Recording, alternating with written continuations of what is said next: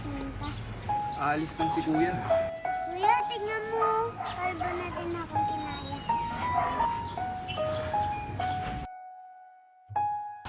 Babay.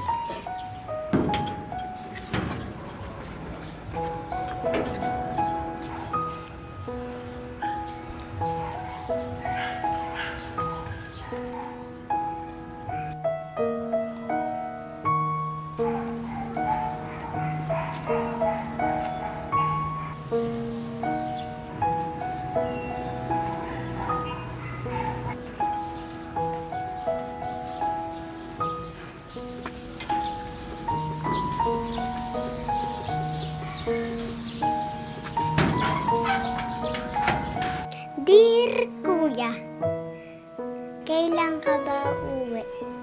Matagal na kasi kitang hinihintay.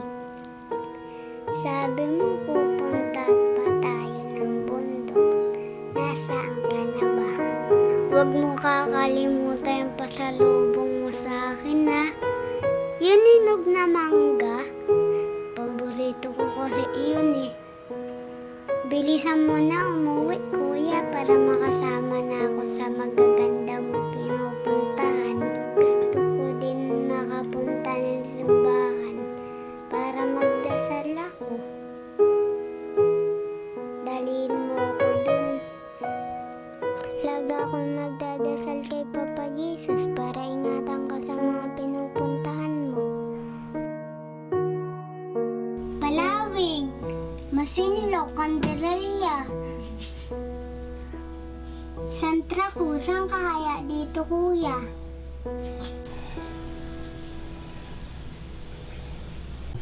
Uuwi ka pa ba, kuya?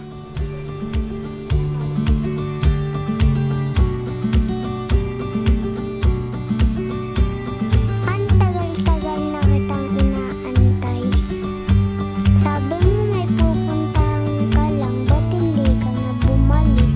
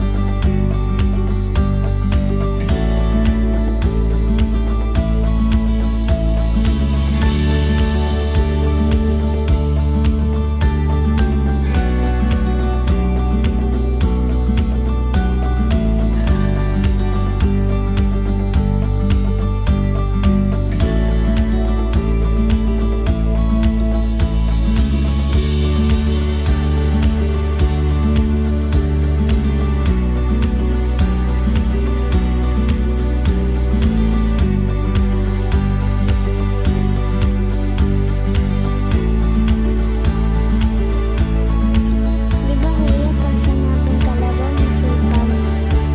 Di parang kalabaw din pala yung mga tao sa Sambales. Kasi masisipag din sila.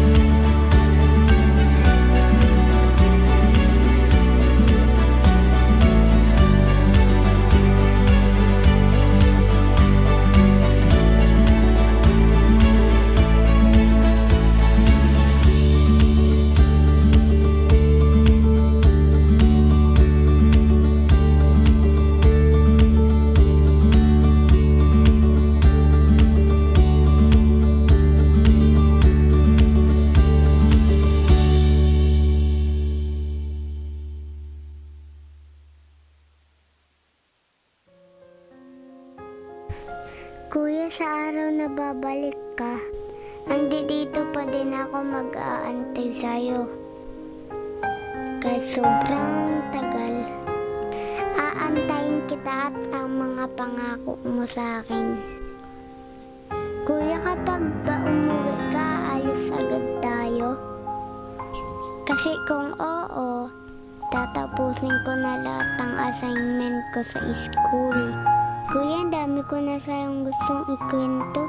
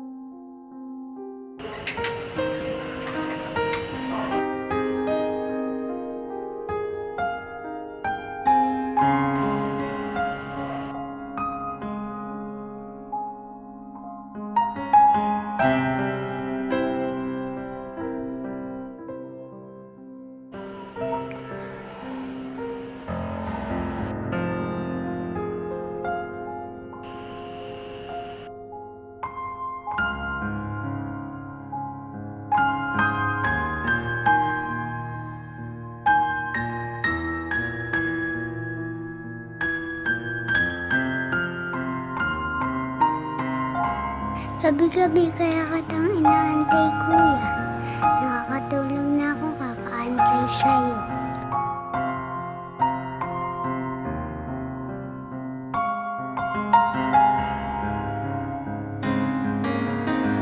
Dear kuya, baka sa mga oras na to hindi na kita maantay.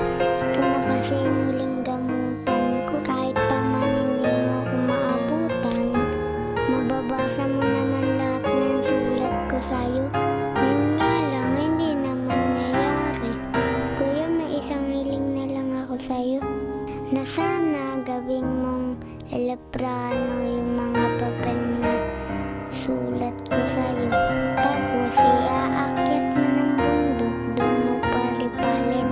Isabay mo sa hangin, kasabay ng mga ulap. Hayaan mo ang mga ibon nang humuni ng mga salita kong para sa'yo.